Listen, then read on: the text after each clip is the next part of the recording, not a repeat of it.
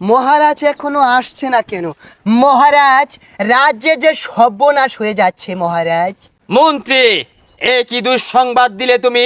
রাজ্যে ঢুকতে না ঢুকতে তুমি কি শোনালে? কি হয়েছে আমার রাজ্যে?